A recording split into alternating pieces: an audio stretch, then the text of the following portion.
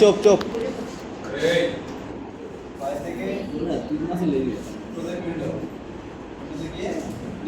নিজস্ব নিয়ম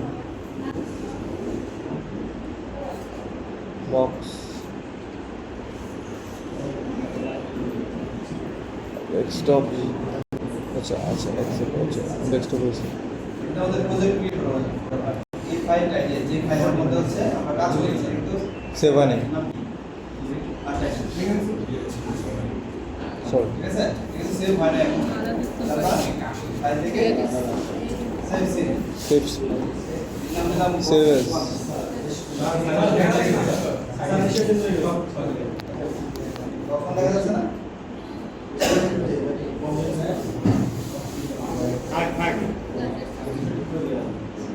ওই যে স্যার করতেছে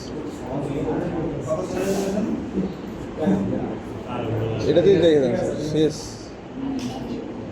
হয়ে গেছে শেষ কি মামা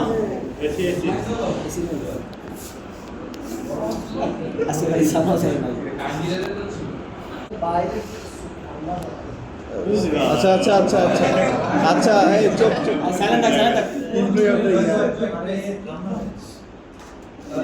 এখন কি আছে আপডেটেড মানে কি এখনো ফাইলটা সেভ হয়নি প্রজেক্ট ক্রিয়েট করেছে বাট ফাইলটা কিন্তু সেভ হয়নি ফাইলটাকে সেভ করি সেভ আমরা হচ্ছে বক্স 1 বা বক্স দিলাম ছোট সেভ এবার আমাদের সেভ হয়ে গেছে ঠিক আছে স্যার এটা কি মানে কোনো টাইম লিমিট আছে যে এতক্ষণ পর পর সেভ হতে থাকবে একবার সেভ দেওয়ার পর তো বারবার কি সেভ দেওয়া লাগে হ্যাঁ বুঝছি এটা বক্স ঠিক আছে তো আমরা কিছুক্ষণ কাজ করার পরে যেমন একটু মডিফাই করলাম বা মেজর একটা চেঞ্জ করলাম চেঞ্জ করার পরে ফাইলটাকে আবার সেভ অ্যাজ দিই ওকে সেভ অ্যাজ এটা কত ছিল বক্স 0 ভ্যালিড 0 এটা 1 দিলাম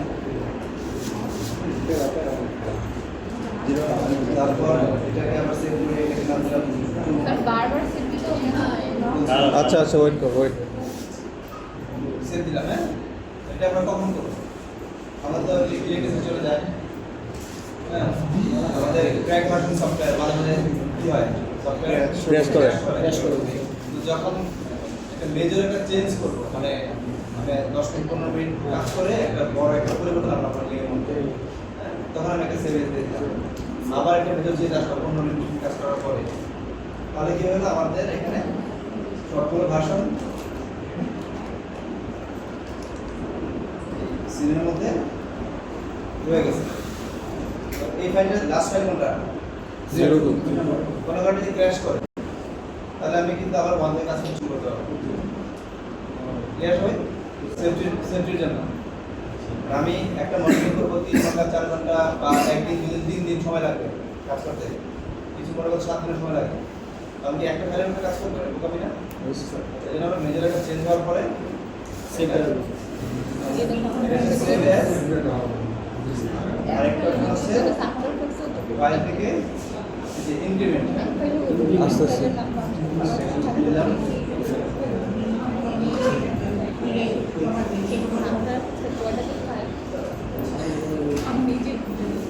আরেকটা চেঞ্জ করলাম ফাইল সেভ ইনক্রিমেন্ট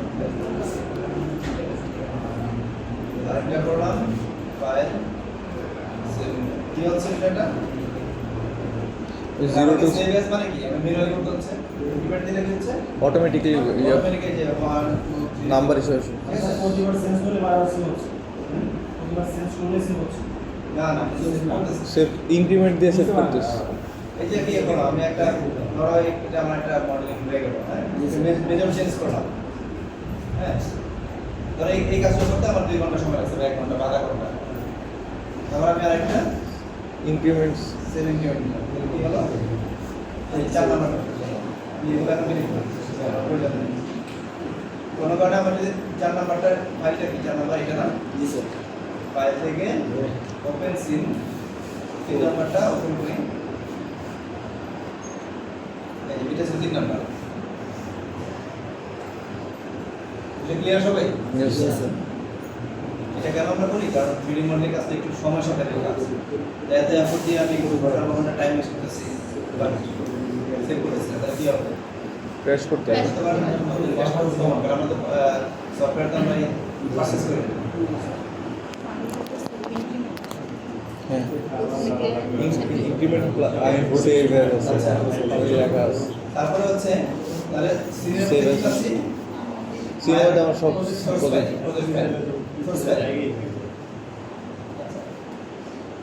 তারপরে হচ্ছে ইমেজ, ইমেজের মধ্যে কি থাকবে? আমাদের রেন্ডার দিব, ফাইল আর আউটপুট দিব, এটা ইমেজের মধ্যে থাকবে। সোর্স ইমেজ হচ্ছে কি? একটা প্রোডাক্ট মডেলিং এর জন্য ক্লায়েন্ট আমাকে কিছু রেফারেন্স দিয়েছে, সেই রেফারেন্সগুলো আমি সোর্সের মধ্যে রাখবো। মানে এটা হচ্ছে কি গুছিয়ে রাখার জন্য ব্যাপারটা। যেমন ভিডিও রেন্ডার দেই অ্যানিমেশন, তাহলে যে ভিডিওর মধ্যে থাকবে, ইমেজ ইমেজের মধ্যে থাকবে। তারপরে আমার অ্যাসেট কোনটা? অ্যাসেট হচ্ছে আমি এই রুমটাকে ডিজাইন করব। রুমটা হচ্ছে একটা এনভায়রনমেন্ট, রুমের মধ্যে কি আছে? AC, fan. তাহলে আমার অ্যাসেটের মধ্যে থাকবে একটা এমপ্লিফায়ার, থাকবে হচ্ছে ফ্যান, একটা হচ্ছে মানে গোছানো আর কি ব্যাপারগুলো। তো এগুলো আমরা কাজ করতে করতে ডিটেল আরও জানতে পারবো, আর প্রাথমিক ধারণা নিচ্ছি। এটার কারণ হচ্ছে এগুলোর মধ্যে ফাইলগুলো গোছানো থাকে। তো আমরা যখন এই বক্স ফাইলটা অন্য কোনো ডিজাইনারকে হ্যান্ড ওভার করবো, তখন কি প্রত্যেকটা জিনিস গোছানো অবস্থায় পাবে। আর যদি আমি আমার মতো ফাইল তৈরি করে বেরোতে দিই, কোনটা জিজ্ঞেস করবো যে ভাই টেক্সচারটা কোথায়? আচ্ছা ওই এসির মডেলিংটা কোনটার কাছে, কোন জিজ্ঞেস করবো না?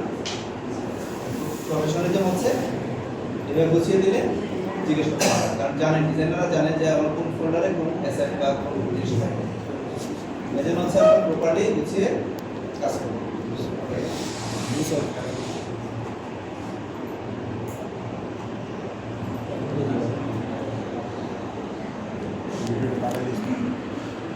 এটা কি আছে পার্সপেক্টিভ না? সামনে কোনো কারণে আমরা এটাকে ফ্রন্ট করা দরকার। এই যে এখানে কি অর্থোগ্রাফ সাইট ফ্রন্ট, এটাও ফ্রন্ট, এটাও ফ্রন্ট, ঠিক আছে? এটাকে সাইড থেকে আবার চেঞ্জ করতে পারি।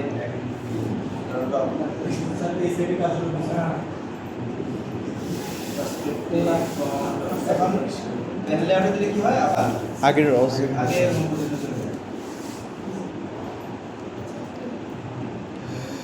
তারপরে হচ্ছে আমরা এই এখানে থাকবে কি মডেলিং, মডেলিং ডিটেইলসগুলো নিয়ে আমরা কাজ করতে পারি।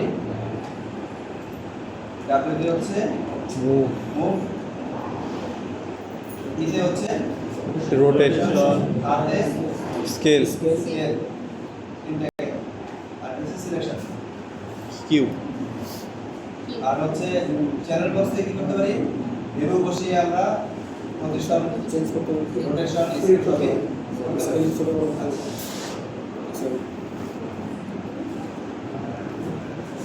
স্কেল সিলেক্ট করলাম, দেখো এই যে খালি স্পেস, এখানে মিডল মাউস বাটন, বুঝতে পারছি? ইয়েস তারপরে ওয়াই সিলেক্ট করলাম, এই স্পেসে এসে মিডল মাউস বাটন,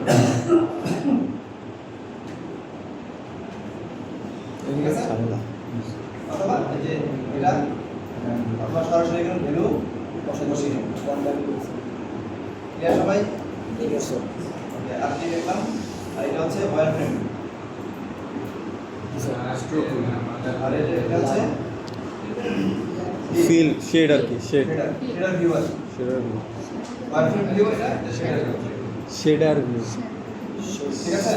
কি শ্যাডো তো পড়ে না লাইট বসাই লাইট এখানে না প্যানেলে আমরা সেটা কিছু একটা সবসময় কয়টা বাটন? প্যানেলে অনেক একটা থাকবে, বাটন কোনটা আছে? প্যানেলে অবস্থা বাম পাশে বাম পাশে এটা এই যে কি ঠিক আছে? কি স্যার এগুলো থাকবে। এগুলো বাইরে হয়ে থাকবে। আচ্ছা,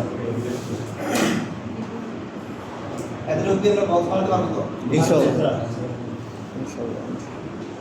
আমাদের কাছে আইডিয়া বলতে না?